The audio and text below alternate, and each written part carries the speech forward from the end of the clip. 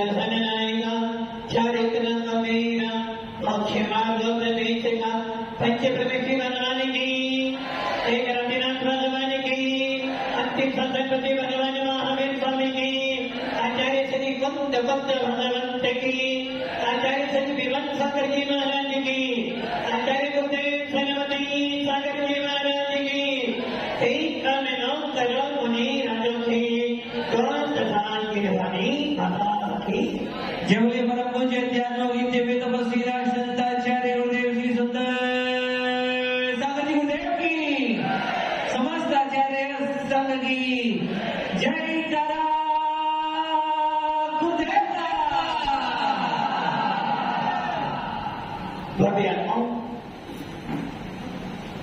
अंतिम निर्देश भगवान महावीर जिनकी पावन छत्र छाया में बैठकर, जिनके पावन भीतरा शासन में विराजमान होकर हम उन जैसा बनने का पुरुषार्थ करने के लिए सिद्धों की आराधना कर रहे हैं। बड़ा सौभाग्य है जो हमारा जन्म भीतर शासन में हुआ है। बहुत पुण्य कर आए थे जो आज हमें अपने नाम के पीछे जय लिखने का अवसर मिला है। और जब कहीं जाते हैं तो शान से कहते हैं कि हम जैन समाज के लोग हैं। ऐसा भीतरा शासन आपको हम सबको मिला है, जिसके अंदर आत्मा को भगवान बनाने की कला सीखी जाती है। कोई भी व्यक्ति यदि अपना हित करना चाहता है, कोई भी जीव परमात्मा बनना चाहता है, तो उसको जिन शासन की शरण तो लेनी, जो कि मोक्ष जाने के लिए सबसे पहला उपाय है कि आपको आरंभ परिग्रह से भ्रमित होना पड़ेगा।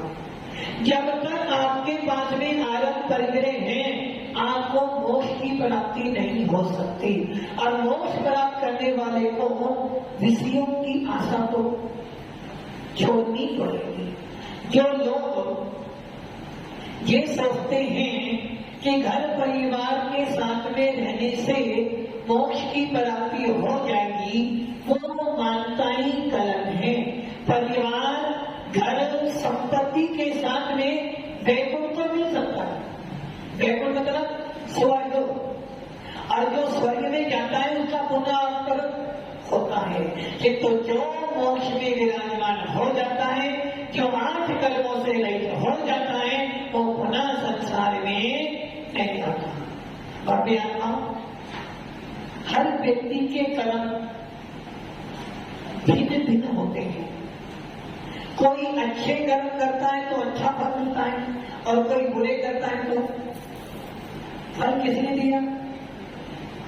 जैसा कर्म करेगा वैसा फल देगा, भगवान के है गीता का स्थान।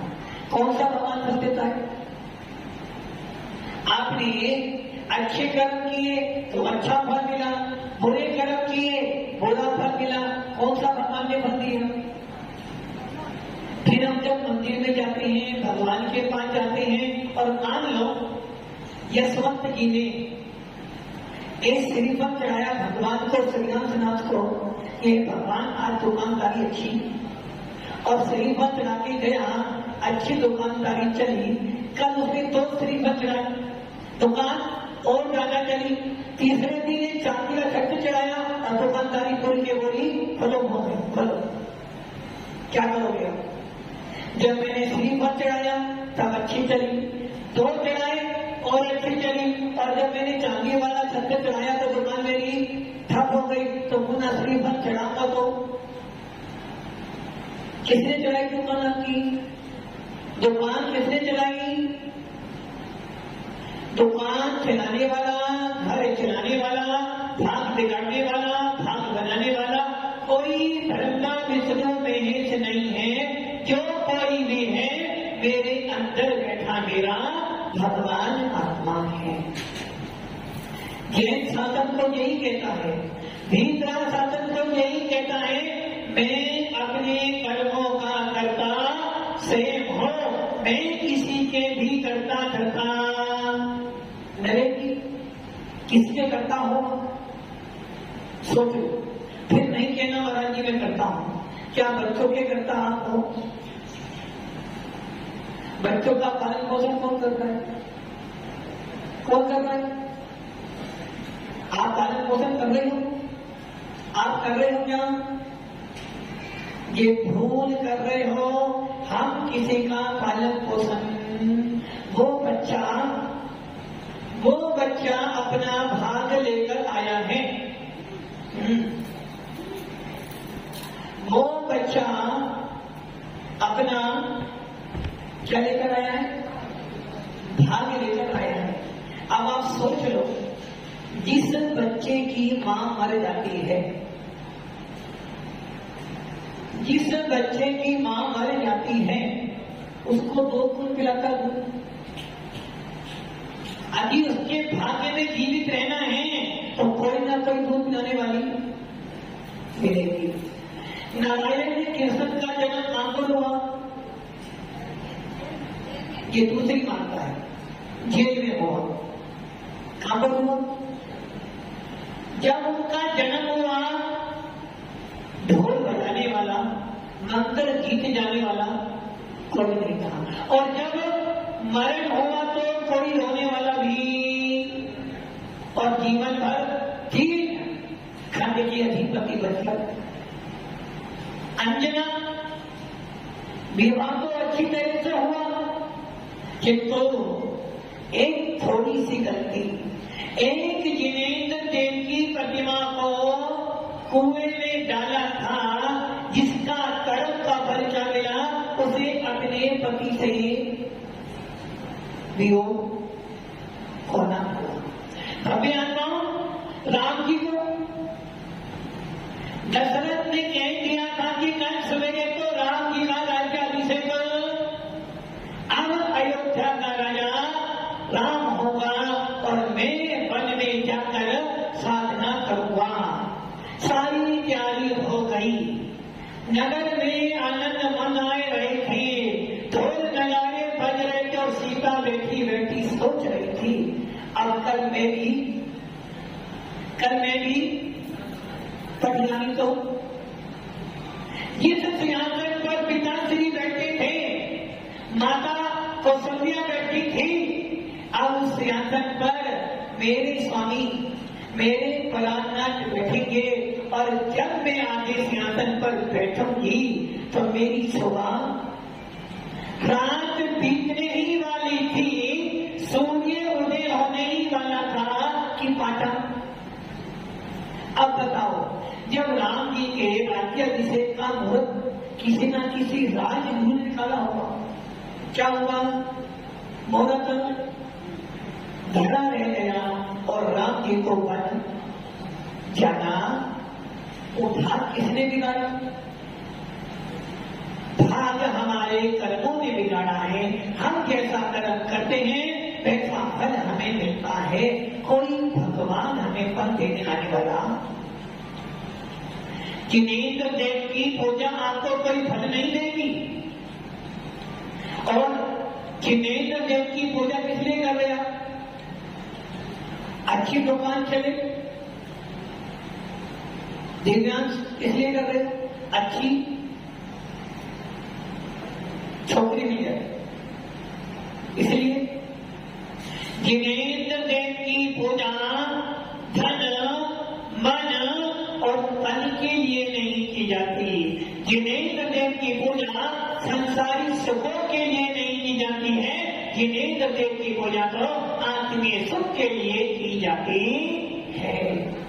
अब ये ध्यान रख लेना, यदि जिनेंद्र देव की पूजा करते हुए भी यदि आपका मन बाह्य वातावरण में, बाह्य इंद्रियों के विषयों में लग रहा है, तो समझ लेना कहीं न कहीं तुम्हारा संबित का विनाश हो रहा है। कहीं न कहीं आपकी श्रद्धा बिगड़ रही है, और यदि श्रद्धा बिगड़ गई तो फिर कोई भी तुम्हें बचा सतीश जी, फिर कोई बचाने वाला? तूने खूब दिया भगवान, तेरा बहुत बड़ा एहसान। तूने खूब दिया भगवान, तेरा बहुत बड़ा। कौन से भगवान ने? कौन से भगवान ने दिया? सिंहासन तो दिया भगवान ने दिया ना, आपने तो बोला तुमने भोग भी दिया भगवान, किसी ने दिया? दाड़म चंद ने दिया होगा ना, दाड़म चंद ने दिया होगा ना, तोड़ तोड़ कर। दाड़म चंद ने दिया था या हमारे भाग्य ने दिया था? हमारे भाग्य ने कहा इसलिए हमें दाड़म जैसे पिता मिले, हमारा पुण्य था हमें दाड़म जैसा परिवार मिला जिसने स्वयं तो धर्म का पालन किया और हम जैसे बच्चों को भी धर्म में लगाया। दाड़म मतलब अनार, और एक कहावत है ना, 100 बीमार और एक अनार। और भक्ति आत्माओं, इस आखिरी के अंदर दो ही बड़े परिवार हैं, एक तो दाड़म दल का परिवार और दूसरा कितने भाई हैं दाड़म दल के? 10 और 10 के 15। अब सोच लो, एक अनार खा लेना 100 बीमारियों को दूर कर देना। भक्ति आत्माओं, ये ध्यान रख लेना, दवाई भी जब काम करती है जब हमारा पुण्य का उदय हो, गुरुओं का आशीर्वाद भी जब करता है जब तुम्हारी श्रद्धा, तुम्हारी नीयत अच्छी हो। यदि तुम्हारी नीयत खराब है तो आशीर्वाद मिलने वाला, लेकिन तो आखिरी में तो ऐसे लोग दुपहर में पहुंच सकते हैं, आखिरी में तो जब देव गुरु के प्रति श्रद्धा जुट जाती है तो बनते हुए भी काम क्षण भर में बन जाते हैं। कर्मों के आगे कोई भी नहीं जीत पाया है। आदिनाथ हो या पारसनाथ हो, महावीर हो या फिर और सुबंधनाथ हो, जब कर्म के उदय आते हैं तो सबको भोगने पड़ते हैं। इधर मैना सुंदरी की भी, मैना सुंदरी ने भी कह दिया था, पिताजी आप जिस वर को दे दोगे स्वीकार कर लूंगी, किंतु अपना वर में अपने आप चुनो, ये तो 3 काल में होने वाला। पिताजी ने पूछा, बेटा मेरे भाग का खाती हो ना? पिताश्री आपका भाग का आप खाते हो, अपने भाग का मैं खाती हूँ। हाथी को 1.25 मन और बिल्ली को मुट्ठी भर मिलता है अपने भाग्य से। जब उनको अपने भाग्य से मिलता है तो मुझे भी अपने भाग्य से तो मिल जाएगा। और क्या हुआ? पिताश्री का अहंकार सामने आ गया और बोल दिया, अब इसको मैं छोड़ने वाला। आपने वो घटना सुनी होगी ना, होलिका वाली, प्रहलाद और होलिका। प्रहलाद के पिता ने कहा मैं ही सबसे बड़ा भगवान हूँ। अरे तू जो सबसे बड़ा भगवान होगा, मंदिर में जो भगवान बैठा है वो तो पाषाण का बैठा हुआ है, वो भगवान को ऊपर चला गया, किंतु जो शरीर के अंदर आत्मा बैठी है वो चेतन भगवान है। इस चेतन भगवान को पूजो मात्र लेना कर दिया। राजा बहुपाल, राजा प्रजापाल ध्यान कर निकल गया, साथ में मंत्री सेनापति जा रहे हैं, रथ चला चला जा रहा है और चलते चलते चलते नगर के पार उद्यान को देखा। इधर घटना दूसरी बन जाती है, इधर घटना दूसरी घटित हो जाती है कि श्रीपाल के पिता सिंह केतु थे, और जब श्रीपाल का जन्म हुआ तो 2 साल के बाद ही पिताजी कहां चले गए? कहां गए? ऊपर या नीचे? स्वर्गवास हो गया। माँ ने पाल पोस कर बड़ा किया, तो बच्चा छोटा था इसलिए वो सारा राज किसको दे दिया? मंत्रियों को सौंप दिया। और मंत्री को सौंपने के बाद वो राज चलता रहा चलता रहा चलता रहा, और जब श्रीपाल बड़ा हुआ उसे सिंहासन सौंप दिया। अचानक कुछ साल बीते थे कि श्रीपाल के नगर में हल्ला शुरू हो गया। लोगों ने अपने कानों में बात कहनी शुरू कर दी कि अब इस राज्य में रहने का कोई मतलब, जब राजा ही हमारी नहीं सुनता है तो किसे सुनाएंगे, और राजा को हम कौन सके, इतनी हमारी औकात। धीरे धीरे प्रजा कम होती गई और सुनते सुनते राज्य में भी सुना नहीं रहा। श्रीपाल के चाचा थे अभिदमन, वीर दमन, उन्होंने भी सुना कि नगर में कुछ चर्चा हो, और वो वीर दमन जो था वो श्रीपाल के पास जाता कहता है, हे राजन, कहने को तो तुम मेरे से छोटे हो, मैं तुम्हारा चाचा हूं, किंतु आप राजा हो। हे राजन, नगर का हाल था और मैंने सुना है आपके शरीर की जो बदबू आ रही है, जो आपके शरीर में से दुर्गंध आ रही है, उसको देखते देखकर अनेक लोग यहाँ से बाहर जा रहे हैं, और मेरे को इसका उपाय तो पता है किंतु मैं वो। श्रीपाल ने कहा, मैं राजा हूं और राजा के लिए कोई भी काम भारी नहीं होता। क्षत्रिय जो होते हैं वो कर्मों में भी सूरवीर होते हैं और धर्म में भी सूरवीर, और हमारा शासन क्षत्रियों का ही तो है। जगह तो हमारे तीर्थंकर कर्मों से लेकर मोक्ष में जाते हैं। श्रीपाल से चाचा कहते की है, बेटा यदि तुम माने, मेरे इतनी साहस नहीं कि मैं तुझे कह दूं, फिर भी कहता हूं, यदि तू चाहता है कि तेरा राज्य सुरक्षित रहे तो ये कोड हो गया है और तेरे साथ 700 लोगों कोड है। यदि तू राजमहल में रहेगा तो ये राजमहल, ये राज्य चलने वाला नहीं है, इसका एक ही उपाय है, तो यहां से श्रीपाल ने सुना कि यदि मेरे जाने से राज्य में शांति रहती है, जो ज्ञानी जीव होते हैं, जो सम्यक दृष्टि जीव होते हैं, सबका भला करने के लिए स्वयं दुखी होकर भी रह करते हैं। एक माँ स्वयं दुखी होकर भी पूरे परिवार का पेट भरती है। एक पिता दिन भर कमाता है और शाम को 2 रोटी खाता है, तो फिर भी उसको आस है परिवार शांति से रहता है। श्रीपाल ने निर्णय करा और अपने चाचा को राज्य पर सिंहासन दे दिया। जैसे ही चाचा सिंहासन पर बैठा, अब क्या हो गया,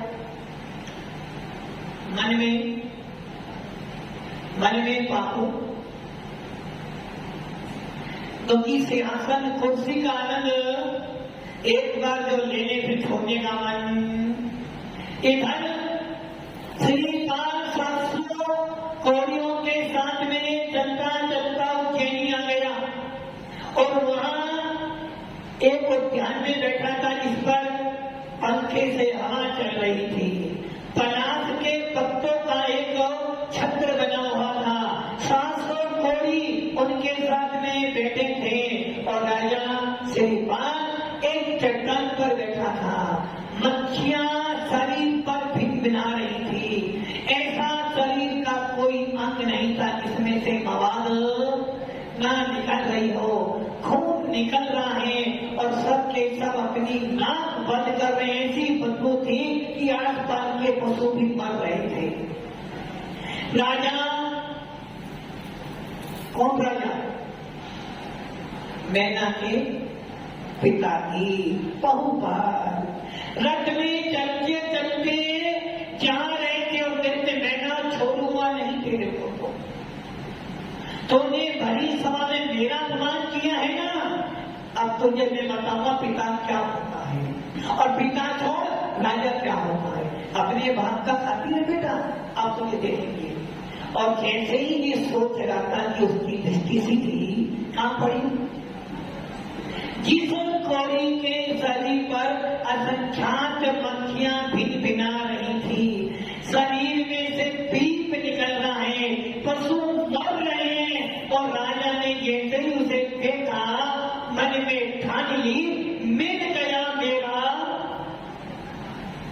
मिल गया मेरा कौन जामाल। मैना अभी भी सोच ले, मन में कहना अभी भी सोच ले, एक बार बोलते किंतु मैना तो मैना ही थी, सच्ची संग में दिखती थी। जो मेरे भाग्य में लिखा है उसे तो भगवान भी नहीं बदल सकता, तो पिताजी तुमको क्या बदलोगे।